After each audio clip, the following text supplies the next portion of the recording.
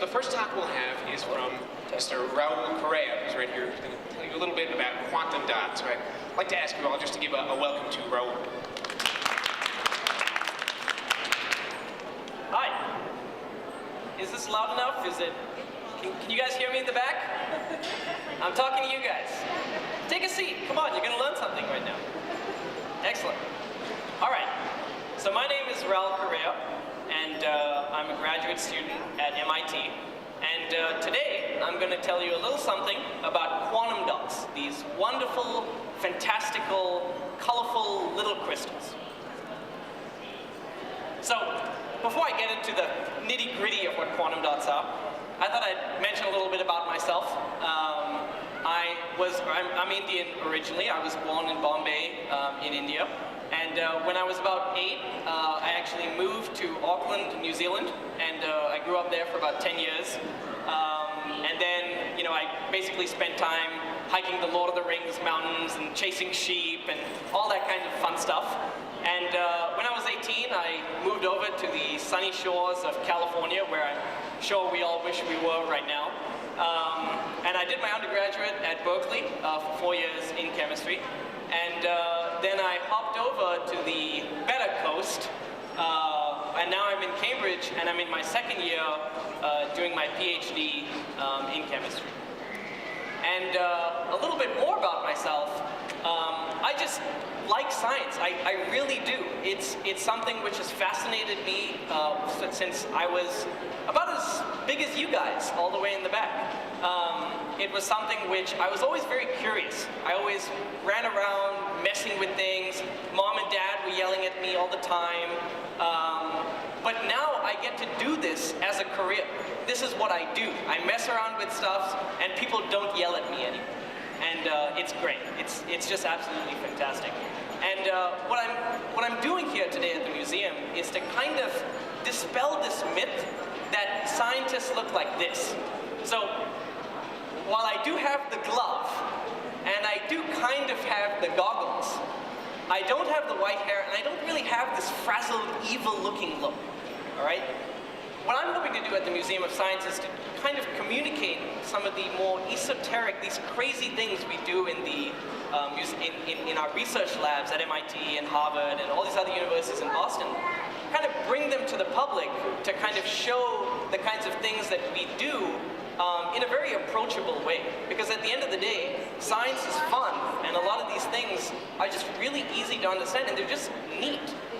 So hopefully that's my goal today, is to try and convince you that these things aren't that hard to understand, and science is worth pursuing.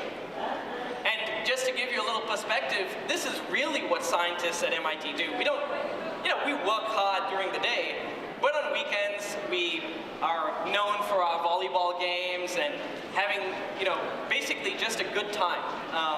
And in fact, a lot of collaborations spawn from things like this, where we have biologists, chemists, physicists, just hanging out, having a good time, and just learning from each other.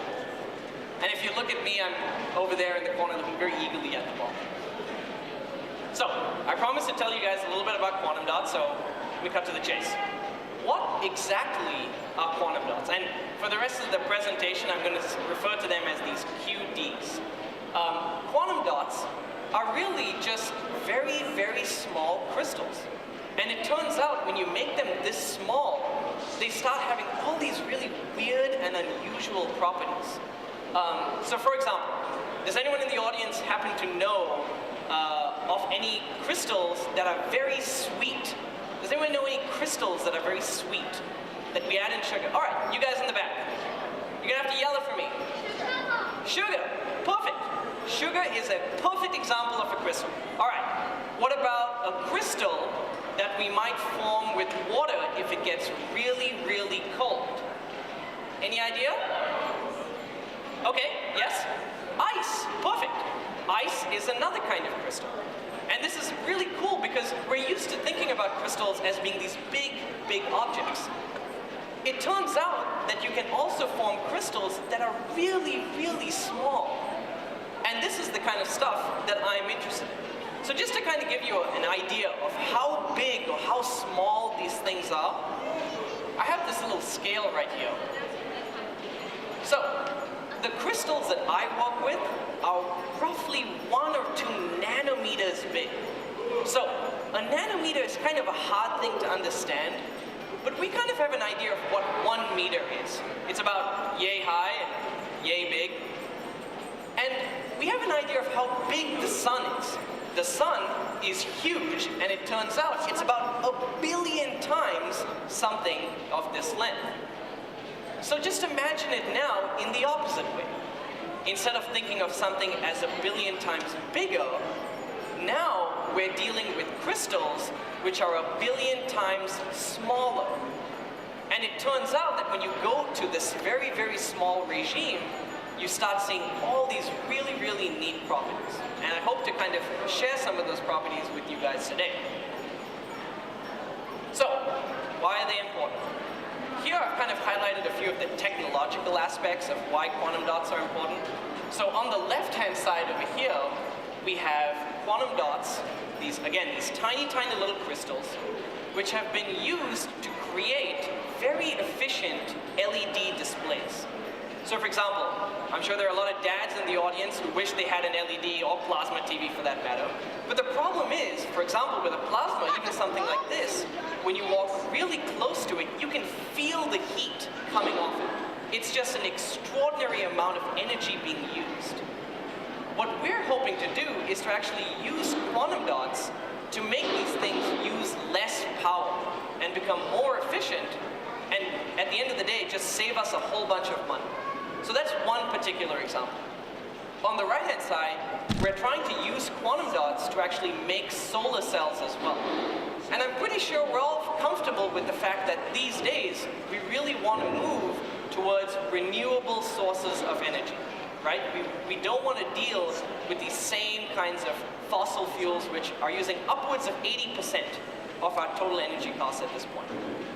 So, on the left-hand side, we have electricity going in and light coming out in the form of a TV. On the right-hand side, we have light coming in and electricity coming out. And at the end of the day, it turns out that quantum dots, these tiny, tiny little crystals, are very good for being able to turn light into electricity, as well as turning electricity into light. From a biology point of view, quantum dots, or these tiny, tiny little crystals, are very good at helping us see these tiny, tiny little things. So over here, what I have are different kinds of cells, and these cells happen to be cancer cells. And a few years ago, probably about a decade ago, we really couldn't image these kinds of things with this much amount of detail. And the reason is, the kinds of stainings, these fluorescent particles and things that they would use back in the day were just not as efficient. They just could not produce these very clear images. And it turns out now when we use quantum dots, these images are just so much more efficient, and they're just able to produce just very crystal clear pictures of what exactly is going on inside the cell.